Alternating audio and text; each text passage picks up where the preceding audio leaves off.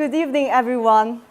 Have you had this kind of feeling that no matter how much money you are making, the universe will always figure out a way for you to spend all?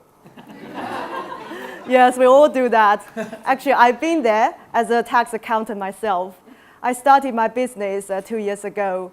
Actually, this time last year, I've been there badly because I made lots of mistakes in my business. I made a mistake in the recruitment, so I hired the wrong people. So it was a huge loss for my business. The cash flow went down, went negative, and yeah, my personal life suffered. So that was a constantly stress. Of course, we have to work really hard to recover it. But the breakthrough moment was I discovered a simple strategy that can really shift my thinking and can really transform the business from a cash-eating monster to a money-making machine, and you will love it. So what I did is actually a very simple logic change, because most of the time when we run a business, when we make a sale and we deduct the expenses, that's our profit. And when the expenses exceed the amount of sale, then we make a loss. But actually, the correct thinking, if you really want to make a profit, the correct thinking should be sales minus profit equals expenses. That means you always put your profit first. Whenever you make a sale, so the first thing you need to do, no matter how small amount it is, at least 1%. 1% of your sale into a savings account, and then lock it away. So don't touch it. And the money left over, you pay your expenses. When you don't have enough money to pay your bills, what you do? It doesn't mean you have to stop borrowing from yourself and then pay the bills. That means you have to cut your expenses, make a discipline, and really focus on efficiency on your business. And most importantly, find joy doing it. Because whenever we make a profit, make sure you take 50% of that every quarter and enjoy it. Otherwise, you will resent the money you're making. So hope that's helpful. And if you're not doing that already, tomorrow, put 1% of your sales into a savings account. Thank you.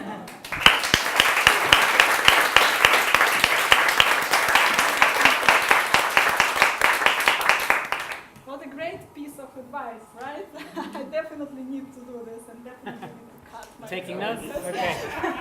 Good. I will be using this stuff. Good, great. I think you're awesome on stage. I love your lightness and you're very funny. I think audience enroll into you very quickly. You win the audience over. That's a real skill, by the way. So keep working on that. But I think there's a moment where you're not sure they're going to laugh. I can see that in you when you do the joke. There's kind of that, oh, they laughed, and then you relax. So it's quite nice to watch. It's endearing. So a couple of things I'm going to pick up on here. Do you meditate? Yeah.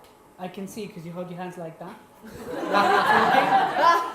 So it must be your default comfort, because when you were a bit nervous, you were standing and doing this. It's like, she meditates. Because this is kind of what's calming you down. It's just, there's nothing wrong, it just looks a bit strange standing talking like this. That's all, there's no right or wrong, but it's just a bit weird. And the other thing is you do this a lot. Yeah. Your hands are going. So I bet if you fast forwarded it, you'll see your hands go like this all the time. And it's okay to use hands, but to use it in balance. So at times have calmness, especially when you're making a point. Like, I can show you how to save lots of money or make lots of money, versus I can show you how to make lots of money and save lots of money. It can be very detracting for the eye, and therefore, if you were doing a longer talk, A, your hands will get tired, but B, people eventually will go, why does she keep doing that with her hand? Why does she keep doing that with her hand? Why does she keep doing it with her hand? Got it? Cool. Thank you. Next. Cool. Thank you. Hello. You make accounts interesting, which still blows my mind every time. You give a lot of information and guidance, which is fantastic.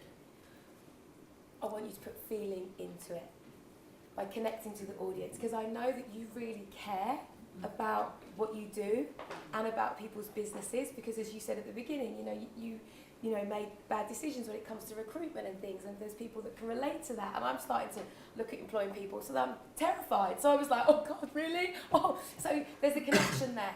But you can get people more engaged by talking about the way certain things not only make you feel, but situations. So the frustration of the accounts, What does it feel like when you have no money, when you're wondering where money comes from, the confusion?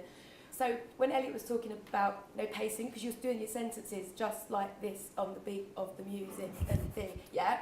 So maybe practice the certain parts of your speech where you talk about situations. Start thinking about turning that around and about feeling how you feel, what you feel, and actually feel them feelings in your heart and in your tummy, and it will change the pace of the way you deliver, and then it should give you more of a flow and a change of pace. And also you may want to put your hands on different parts of your body where you're feeling those feelings, and it will get you out the habit of doing that. Easy. Yeah. Yeah, but I love it. And you know what? You've got great posture. You can see from the side. Don't know what it was like from the front, but I was like, wow! Honestly, great posture because you're standing nice and tall and you've got loads of space to breathe, but it's without being sort of too tight. So, lovely side view, girl. That's brilliant. Thank you. Thank you. The rhythmic speaking thing might be my fault. I run a choir on a Tuesday night and Hannah's in my choir. I'm so proud of you, and actually I think the singing, the exploring of your soprano voice in choir has really opened up the range and inflection in your voice since I last heard you speak. I think it was 4 or 5 months ago or something. You did did you do a 1 minute thing or something? Maybe. Yeah, something like that. Anyway, it's really opened up the range and the playfulness in the tone of the voice.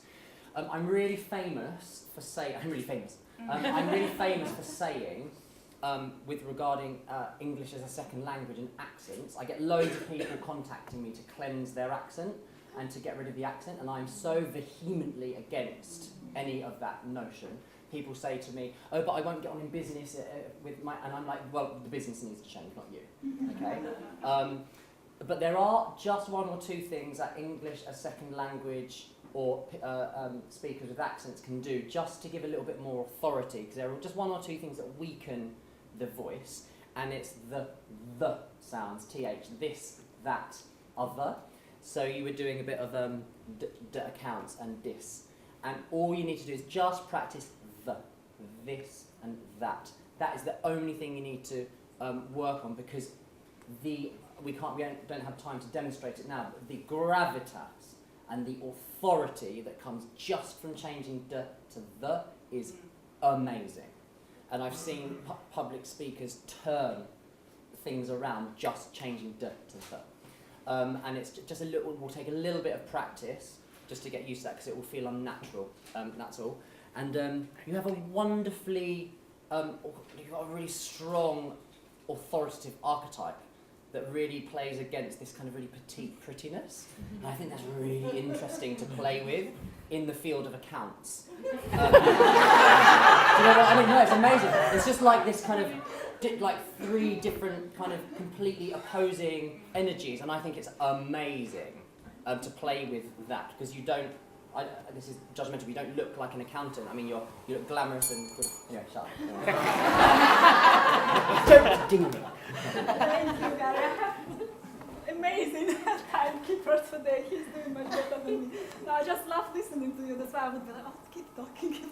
Especially this thing is my problem as well. When I have the coaching sessions with Gary, I come home, can you give me that thing, please? Exactly. And my husband is like, oh, would you shut up? Thank you. So, thank you very much, Hannah. It was a very good job.